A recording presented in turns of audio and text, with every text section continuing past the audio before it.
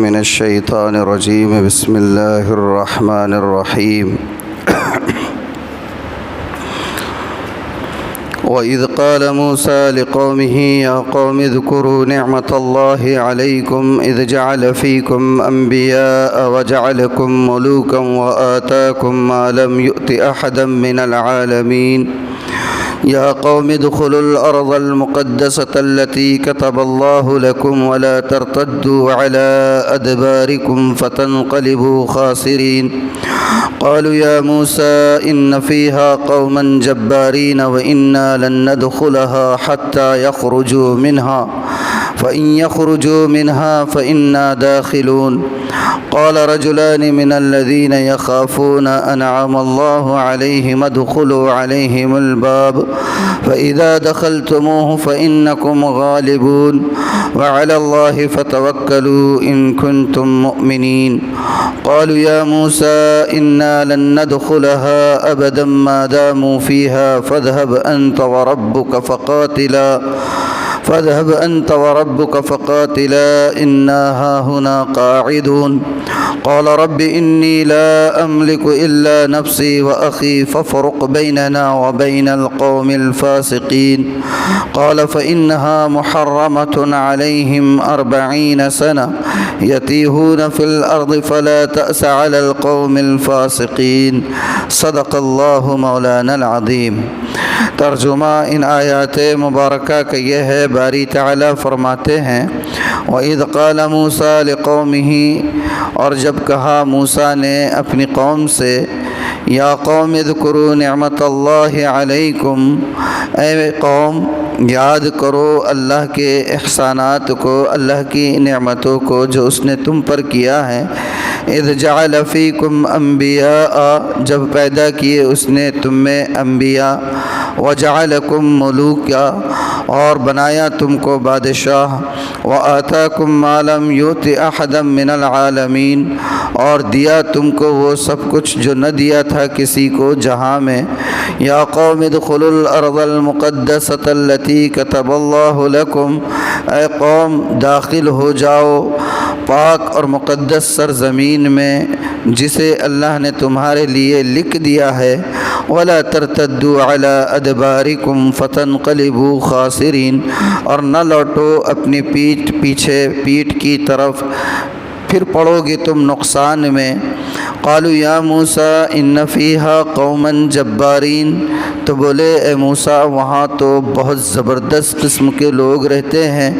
وَإِنَّا لَن نَّدْخُلَهَا حَتَّى يَخْرُجُوا مِنْهَا، اور ہم ہرگز وہاں داخل نہیں ہوں گے جب تک کہ وہ لوگ اس سے نہ نکل جائے۔ فَإِن يَخْرُجُوا مِنْهَا فَإِنَّا دَاخِلُونَ، پھر اگر وہ وہاں سے نکل جائیں تو ہم وہاں داخل ہوں گے۔ قال رجلان من الذین یخافون انعم اللہ علیہما، کہا دو مردوں نے ان میں سے جو ڈرتے تھے اللہ سے اور جن پر اللہ نے انعاموں کی بارش کی تھی، ادخلوا علیہم الباب، کہ گھس پڑو ان پر دروازوں کے اندر، فَإِذَا دَخَلْتُمُوهُ فَإِنَّكُمْ غَالِبُونَ، پھر جب تم اس میں گھس جاؤ گے تو تم ہی غالب رہو گے۔ وَعَلَى اللَّهِ فَتَوَكَّلُوا إِن كُنتُم مُّؤْمِنِينَ، اور اللہ پر بھروسہ کرو اگر تم یقین رکھتے ہو۔ قالوا یا موسیٰ انا لن ندخلها ابدا ما داموا فیہا، تو یہ قوم کہہ پڑی بنی اسرائیل، بولے اے موسیٰ ہم ہرگز داخل نہیں ہوں گے اس میں جب تک کہ وہ قوم اس میں موجود ہے۔ فاذهب انت وربك فقاتلا انا هاهنا قاعدون، تو اور تیرا رب جائے اور جا کر لڑتے بیٹھے، ہم تو یہیں پر بیٹھے رہیں گے۔ قال رب انی لا املک الا نفسی واخی، تو حضرت موسیٰ نے کہا اے میرے رب مجھے اختیار نہیں ہے ان لوگوں کا، مجھے اختیار نہیں ہے مگر صرف میری اپنی جان کا اور میرے بھائی کا۔ فَفْرُقْ بَيْنَنَا وَبَيْنَ الْقَوْمِ الْفَاسِقِينَ، بس اب تو جدائی ڈال دے مجھ میں اور ہم میں اور اس فاسق قوم کے درمیان، جدائی ڈال دے ہمارے اور اس فاسق قوم کے درمیان۔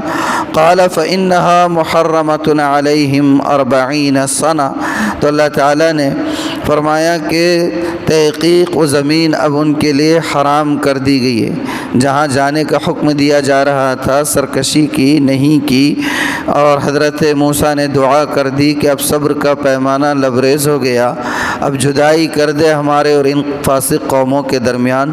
تو اللہ نے اس فاسق قوم کے لیے عذاب طے کر دیا اور یہ کہا کہ اب حرام ہے ان کے اوپر یہ زمین 40 سال تک۔ یتیہون فی الارض، زمین کے اندر جو ہے سر مارتے پھریں گے۔ کیا کریں گے؟ سر مارتے پھریں گے۔ فلا تأس علی القوم الفاسقین، تو آپ افسوس نہ کرے فاسق قوم پر، فاسق قوموں کے انجام پر۔ یہ ہو گیا ترجمہ ان آیات مبارکہ کا جو ہم نے ابھی پڑھا ہے۔ گزشتہ تقریباً 1 ہفتہ یا اس سے زائد کا وقفہ ہو گیا ہے جب سے ہم یہ پڑھ رہے ہیں، بنی اسرائیل کا تذکرہ چل رہا ہے۔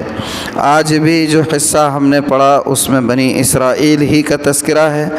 آج جو حصہ ہے وہ تھوڑا سا پس منظر بتا دوں، یہ تذکرہ اس وقت کا ہے جب بنی اسرائیل فرعون اور فرعونیوں کے ظلم و استبداد سے جوجھتے ہوئے پریشان رہ رہے تھے، غلاموں کی زندگی بسر کر رہے تھے، مصر کے اندر تھے اور ہر طرح کا ظلم ان پر کیا جاتا تھا۔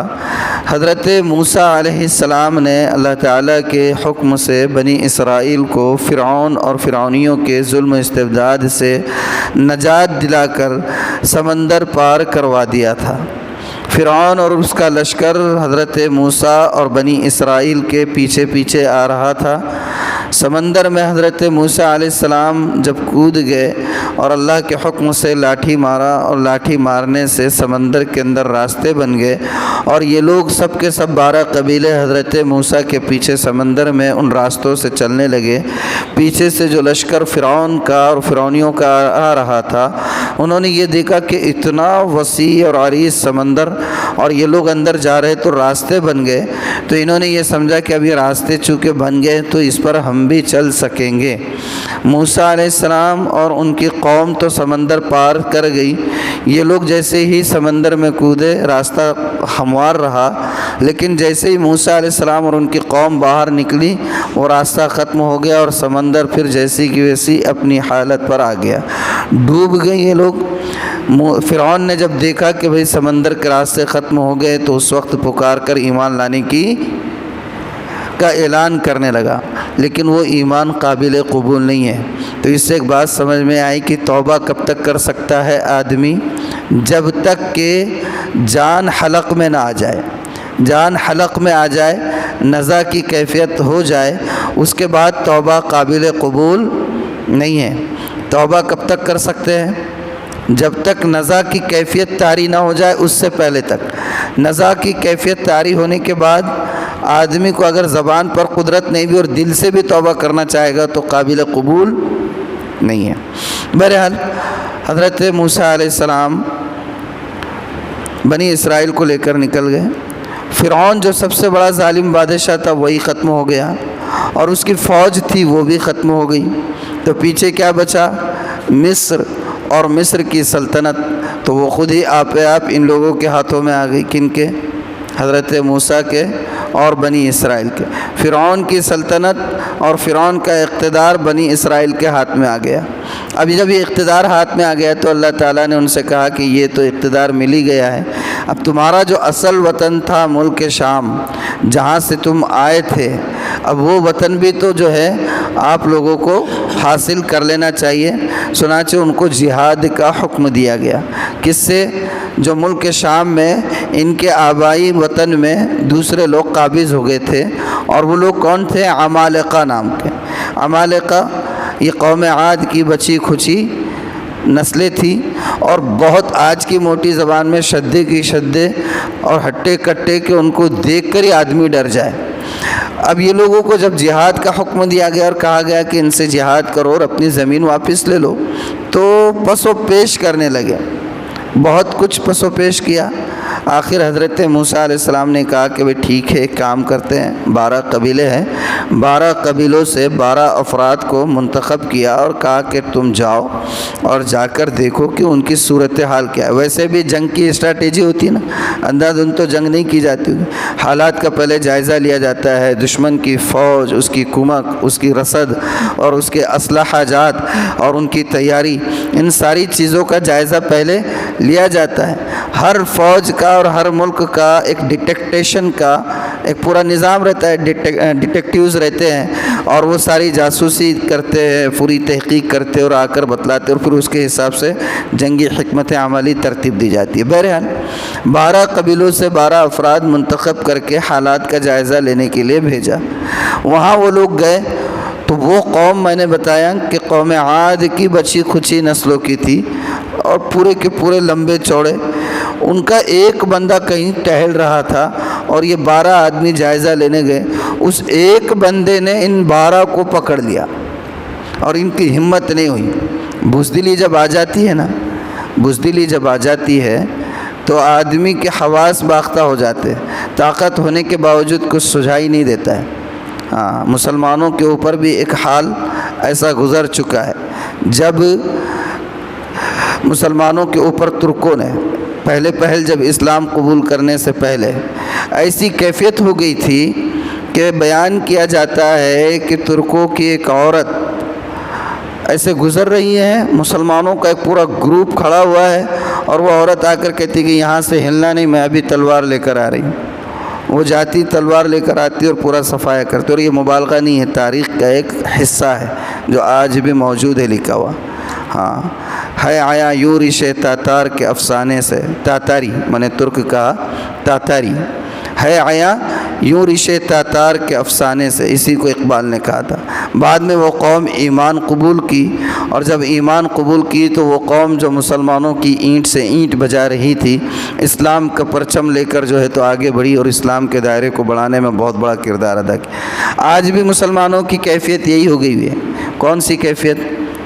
ہاں، بزدلی کی کیفیت۔ موب لنچنگ ہو رہی ہے، مر جا رہے ہیں، مرنا ہی ہے تو مار کے نہیں مرتے، آپ کی جان کے، مال کے، چیزوں کے اوپر حملے کر رہے منظم انداز میں، اور ہم لوگ سوئے ہوئے۔ یا ایسے رہیں گے تو ایسے کرتے رہیں گے۔ اللہ کے رسول صلی اللہ علیہ وسلم کا ارشاد مبارک ہے، آپ نے فرمایا کہ قیامت کے قریب ایسی حالت ہو جائے گی کہ دشمن قومیں تم پر اس طریقے سے ٹوٹ پڑے گی اور پل پڑے گی جیسے بھوکے لوگ کسی ایک کھانے پر ٹوٹ پڑتے۔ کھانا ایک ہے اور کھانے والے بھوکے ہزاروں ہیں، تو ایک کھانے پر کیسے پل پڑیں گے کہ دیکھتے ہی دیکھتے آن کی آن میں وہ کھانا ختم۔ صحابہ نے پوچھا اللہ کے رسول اتنی بری حالت ہو جائے گی تو کیا اس وقت ہم کم رہیں گے؟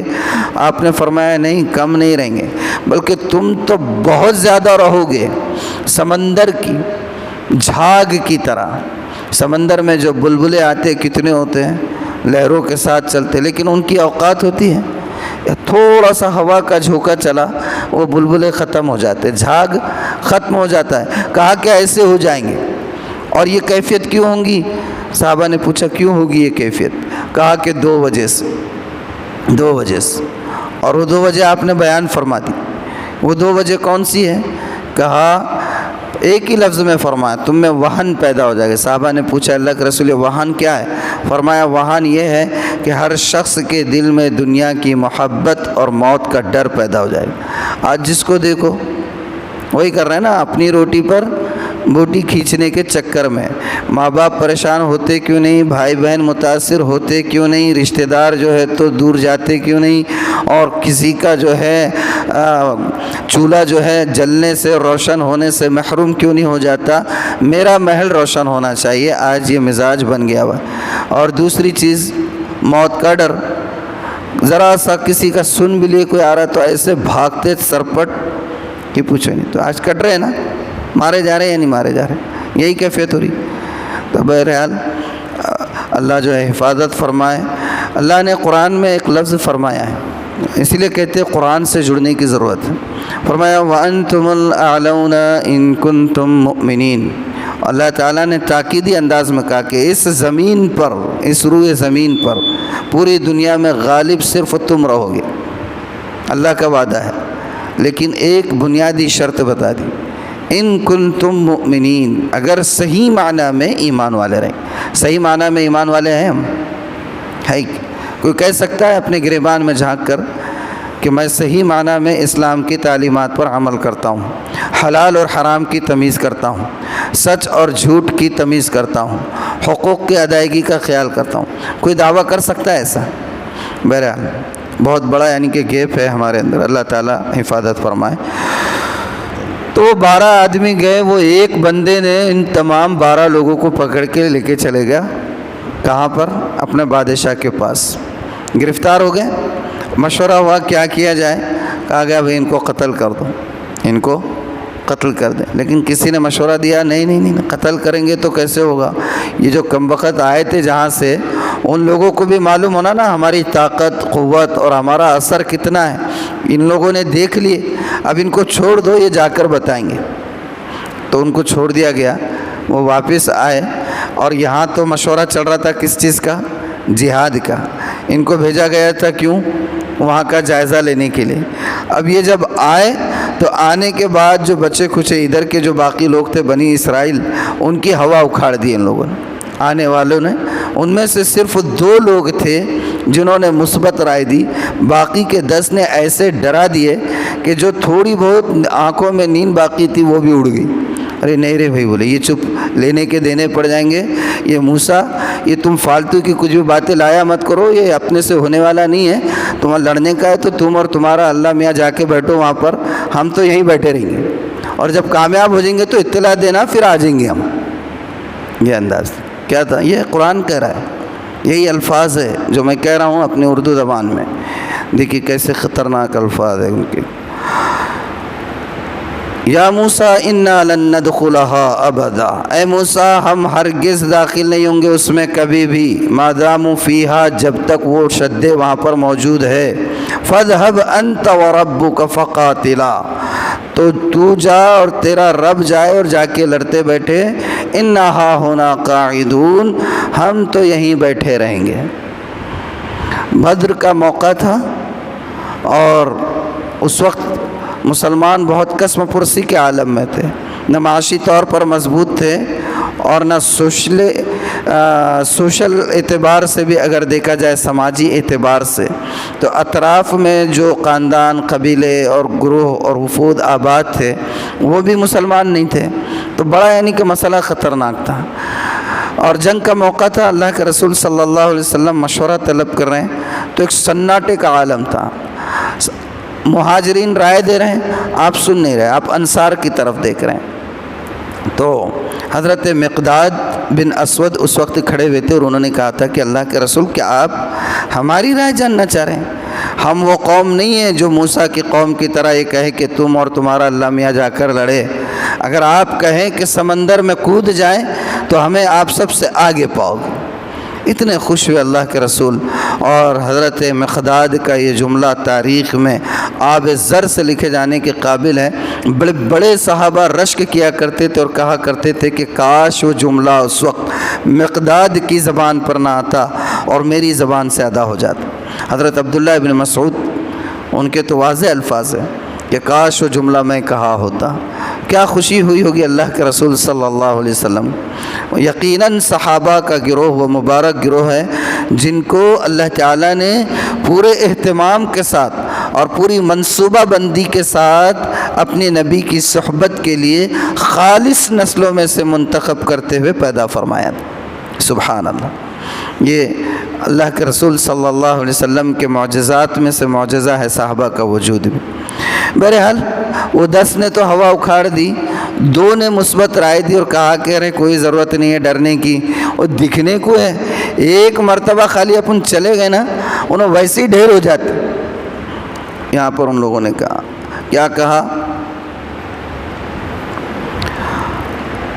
قال رجلان من الذين يخافون انعم الله عليهما ادخلوا عليهم الباب، کہا 2 مردوں نے اللہ سے ڈرنے والوں میں سے جن پر اللہ نے انعام کی بارش کی تھی، ادخلوا عليهم الباب، تم خالی دروازے تک تو چلو، فاذا دخلتموه فانكم غالبون، جب تم اس میں گھس جاؤ گے تو تم ہی کامیاب رہو۔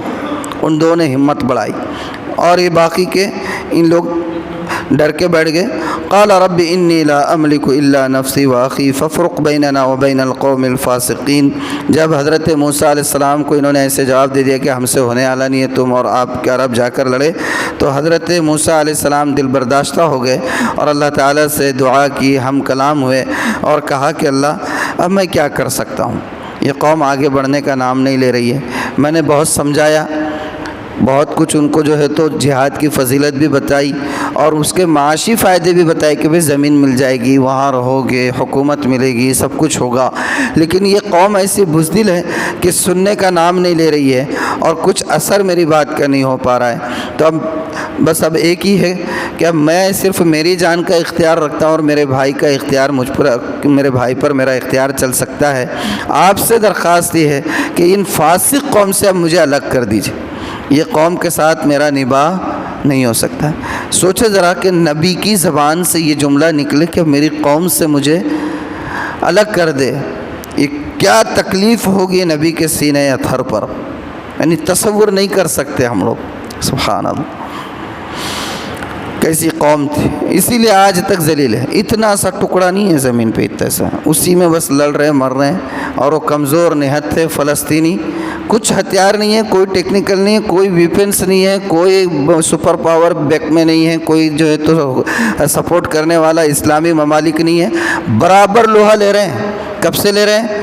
50 سال سے، اور ان کے پاس پوری ٹیکنالوجی، دنیا کی لیٹسٹ ترین ٹیکنالوجی سے آراستہ جو ہے تو ویپنس ہے، اور دنیا کی ایک نہیں 2 3 سپر پاور ان کی پشت پناہی کے لیے، امریکہ بھی ہے، یورپ بھی ہے، اور برٹش بھی ہے، سب ہے ان کی پشت پناہی میں، لیکن کیا ہو رہا ہے، اس ایک ٹکڑے سے آگے باہر نہیں جا سکے اور وہاں بھی سکون کی سانس نہیں، اور اس سے زیادہ ذلت اور کیا ہوگی دنیا میں؟ سب سے بڑی بھئی انسان کو کیا چاہیے؟ سکون چاہیے۔ انبیاء دعائیں کرتے تھے اگر اپنی نسلوں کے آباد ہونے کے لیے دین و ایمان کے ساتھ، تو پہلے امن کی دعا کرتے تھے، امن حاصل ہوگا تو ہر چیز حاصل ہوگی، امن حاصل ہوگا تو اکنامی بڑھے گی، امن حاصل ہوگا تو ایجوکیشن میں آگے بڑھیں گے، امن حاصل ہوگا تو ہر طرح کی راحت ملے گی۔ اگر امن ہی نہیں ہے اور آپ کے پاس دنیا بھر کے وسائل ہے تو کیا کرو گے ان وسائل کا؟ کیا کرو گے وسائل کا جب امن ہی نہیں ہے؟ تو امن چاہیے پہلے، اور وہ ان کو حاصل نہیں ہے، باقی سب حاصل ہے، امن حاصل نہیں ہے آج بھی یہودیوں۔ تو اللہ تعالیٰ نے کہا قال فإنها محرمة عليهم 40 سنة، تو فرمایا موسیٰ علیہ السلام سے اللہ تبارک و تعالیٰ نے کہ اب وہ زمینیں حرام کر دی گئی ہے، ان پر 40 سال تک کے لیے بھٹکتے رہیں گے۔ حضرت موسیٰ علیہ السلام سمجھے تھے کہ شاید کچھ سرزنش ہو جائے گی اور کچھ تھوڑا سا ان کو ڈانٹ ڈپٹ کیا جائے گا، اس سے پہلے بھی بہت مرتبہ انہوں نے سرکشی کی تھی، اللہ تعالیٰ نے ان کو معاف کر دیا تھا، لیکن اس مرتبہ کہا کہ اب 40 سال تک جو ہے یہ بھٹکتے رہیں گے۔ 40 سال تک اس وادی تہ میں یہ لوگ بھٹکتے رہے، صبح نکلتے تھے جانے کے لیے اپنے مقام کو، صبح دن بھر چل رہے، رات ہو رہی تو بھئی چلو ٹھیک ہے اب سو جاتے، صبح آگے کا سفر جاری رکھیں گے۔ جب دوسرے دن صبح ہوتی تو دیکھتے کہ جہاں سے چلے تھے وہیں پر ہے، جہاں سے چلے تھے وہیں پر ہے۔ کہاں گئے تھے؟ کہیں نہیں۔ کیا لائے؟ کچھ بھی نہیں۔ کب تک رہا یہ؟ 40 سال تک۔ 40 سال تک مطلب یہ ہے کہ اس وقت کی جو ابتدا میں جب یہ شروع ہوا عذاب کا سلسلہ، جو نوجوان نسل تھی وہ بڈھے خسوڑ ہو کے مر گئے، کھپ گئے، اور اس کے بعد دوسری نسلیں آ گئی۔ حضرت موسیٰ اور حضرت ہارون بھی اسی پیریڈ میں 40 سال کے پیریڈ ہی کے دوران اسی وادی میں ان دونوں حضرات کا انتقال ہوا ہے۔ ان کو نصیب نہیں ہوا، ان لوگوں کو، بنی اسرائیل کو، اس سے نکلنا۔ بعد میں حضرت موسیٰ علیہ السلام کے انتقال کے بعد ان کے شاگرد اور آپ کے بعد بنائے گئے نبی حضرت یوشع بن نون علیہ السلام، ان کے ہاتھ پر اللہ تعالیٰ نے پھر ان کو جو ہے تو اس وادی سے نکالا اور پھر وہ اپنے مقام پر پہنچے۔ لیکن یہ کہ یہ ایسی قوم تھی سرکش، نبیوں کی بات نہیں سننا، نبیوں کی دل آزاری بلکہ نبیوں کا قتل، اور حالانکہ اللہ نے کتنے انعامات کیا تھا ان پر۔ حضرت موسیٰ نے جب جہاد کا حکم دیا تو پہلے ان کو جو ہے یہی بتایا ترغیب کے طور پر کہ دیکھو اللہ کی نعمتوں کو یاد کرو جو اس نے کیا، کہ اس میں تم میں انبیاء پیدا کیے، تمہیں بادشاہ بنایا، ہر طرح کی نعمتیں دی۔ اب اس کا تقاضا یہ ہے کہ اللہ کی نعمتوں کا تقاضا یہ ہے کہ اللہ اگر حکم دے رہا ہے تو اس کو پورا کرے۔ آج ہمارے اوپر بھی کتنی نعمتیں ہیں یا نہیں ہیں؟ کتنی، یعنی اللہ کا کرم ہے کہ ہم صحت مند ہیں، سانس لے رہے ہیں، سانس ہماری جا بھی رہی ہے اور آسانی سے نکل بھی رہی ہے، بلڈ سرکولیشن آسانی سے ہو رہا ہے، کریٹینائن برابر بن رہے ہیں، کڈنیز کام کر رہی ہے، لیور کام کر رہا ہے، بینائی کام کر رہی ہے، سنوائی کام کر رہی ہے، ہر چیز کام کر رہی ہے۔ اللہ کی نعمتیں نہیں ہیں۔ اس کے علاوہ یہ تو جسمانی نعمتیں ہیں، اس کے علاوہ اس جسمانی نعمتوں کو سروائیو کرنے کے لیے جن چیزوں کا ریکوائرمنٹس ہوتا ہے اللہ نے وہ ساری چیزیں دے دیا۔ آکسیجن ہے، ہائیڈروجن ہے، نائٹروجن ہے، اور کیا کیا ہیں، کتنی گیسز انسان کو اپنی زندگی کو بچانے کے لیے لگتا ہے اللہ نے فضا میں پیدا کر دیا۔ زمین کے اندر سے انسان کو اپنی زندگی بچانے کا سارا سامان نکالا نہیں۔ اناج کہاں سے اگتا ہے، فصلیں کہاں سے اگتی ہے، پانی کہاں سے نکلتا ہے، پٹرول کہاں سے نکلتا ہے، معدنیات کہاں سے نکلتے ہیں، سونے کی کانیں کہاں ہیں، اور بھی سارے ذخائر کہاں ہیں، زیر زمین ہی تو ہیں، زیر زمین ہی ہے نا۔ یہ سب کس نے پیدا کیا؟ پٹرول کہاں سے نکلتا ہے؟ پٹرول کہاں سے نکلتا ہے؟ آسمان سے بارش ہوتی ہے؟ نہیں نا، زمین سے نکلتا ہے۔ ہاں، اور دیگر معدنیات، منرل کہاں سے نکلتے ہیں؟ زمین سے نکلتے ہیں۔ سائنسداں لوگ کہتے ہیں کہ اب تک زمین سے جو فصلیں اگتی ہے الگ الگ، جیسے گیہوں، چاول، دال، فلاں فلاں فلاں، تو تقریباً 1.5 لاکھ پیداوار کے نام معلوم ہو چکے ہیں کہ یہ زمین سے نکلتے۔ سبحان اللہ، تصور کرو، 1.5 لاکھ، 1-2 ہزار نہیں، 1.5 لاکھ پیداوار ایسی ہے جو سائنسدانوں کا ماننا ہے کہ یہ دریافت ہو چکی کہ زمین سے پیدا ہوتی۔ سبحان اللہ، کہ اللہ کی قدرت، اور یہ سب اللہ نے کس کے لیے کیا؟ ہاں، ہمارے لیے پیدا کیا۔ اللہ نے صاف قرآن میں فرما دیا۔ ہاں، اور اس کے بعد فرمایا وَأَنْتُمُ الْأَعْلَوْنَ إِن كُنتُم مؤمنین، غالب رہو گے، ساری چیزیں تمہارے لیے ہیں، اور تم کو پیدا کیا کس کے لیے؟ اپنے لیے۔ اپنے لیے پیدا کیا مطلب یہ نہیں ہے کہ ہم خالی جو ہے تو وہ سب کچھ چھوڑ چھاڑ کر ایک طرف آ کے بڑھے، نہیں، اپنی زندگی بھی گزارے خالی اس کی مرضی کے مطابق۔ زندگی ہماری ہے، جینا ہم کو ہے، اپنے لیے ہے، مگر اپنے لیے جینا اس کے بتائے ہوئے طریقے پر، اس کامیابی اتنا بھی نہیں ہوتا ہے۔ بہرحال یہ قرآن میں جو گزشتہ قوموں کے تذکرے، انبیاء کے تذکرے اور ان پر عذاب یا انعامات کے تذکرے آتے ہیں، یہ کہانیوں کے اور قصوں کے لیے نہیں آتے، یہ اصل میں اسی طرح کی عبرت حاصل کرنے کے لیے کہ ہم اپنی زندگی کو ان کی زندگی سے موازنہ کریں اور دیکھیں کہ بھئی جو نعمتیں ان کو میسر تھی آج تو ہم کو ان سے زیادہ نعمتیں میسر ہے یا نہیں ہے یا نہیں ہے؟ ان سے زیادہ نعمتیں ہمیں میسر ہیں، اور ہم اللہ کا کتنا شکر ادا کر رہے ہیں۔ اور شکر کا مطلب صرف وہ زبان سے شکر نہیں ہے، اس کا حق ادا کرنا ہے۔ تو بہرحال اللہ تعالیٰ اس کی توفیق عطا فرمائے۔ اللہ کا شکر ہے کہ ہم لوگ یہاں تک پڑھ چکے ہیں۔ اب اگر اللہ تعالیٰ حیات مستعار عطا فرمائے اور توفیق شامل حال رہی تو انشاءاللہ آئندہ حصہ ہم لوگ کل پڑھیں گے انشاءاللہ، ہے نا۔ مسائل کا کچھ سلسلہ ہے، 1-2 مسئلہ پڑھ لیتے ہیں۔ کیا ہے؟ اگر بڑے جانور میں حصہ لینے والے کسی شریک کا 7 حصے تھے، 7واں آدمی جو ہے وہ اللہ کو پیارا ہوگا، ٹپک گیا۔ اگر بڑے جانور میں حصہ لینے والے کسی شریک کا قربانی سے قبل انتقال ہو جائے اور اس کے وارثین سب عاقل بالغ ہو اور وہ سب اس کی طرف سے قربانی کی اجازت دے تو یہ قربانی درست ہوگی۔ اور اگر تمام وارثین یا ان میں سے کوئی ایک وارث اجازت نہ دے، یا تمام وارثین یا ان میں سے کوئی ایک نابالغ یا غیر عاقل ہو، تو ایسی صورت میں اگر میت کا حصہ لگا دیا گیا تو اس جانور میں شریک کسی بھی حصے دار کی قربانی درست نہیں ہوگی۔ مسئلہ سمجھے؟ 7 آدمیوں نے حصہ لیے، ایک شخص کا انتقال ہو گیا، اب اس کے جتنے بھی ورثہ ہیں سب بالغ ہے، عاقل بھی ہے اور بالغ بھی ہے، اور انہوں نے یہ طے کر لیا کہ نہیں، ابو جان نے حصہ لیے تھے، اب یہ حصہ جو ہے وہ برابر جاری رہے گا، تو قربانی سب کی ہو جائے گی۔ لیکن معلوم ہوا کہ اس کے بچے کتنے ہیں؟ 15 رہنے دو، 20 رہنے دو، 10 رہنے دو، چلو آج نہیں ہوتے 15، 10 پکڑ دو، 10 بھی ہے تو 9 بول دیے کہ قربانی ہو جانا، چلو کوئی بات نہیں، ابو نے حصہ دے دی، اور ایک بولتا نہیں قربانی نہیں کرنے کا بھائی، پیسے واپس کرو، تو اب اس کا حصہ اس میں نہیں شامل کیا جا سکتا۔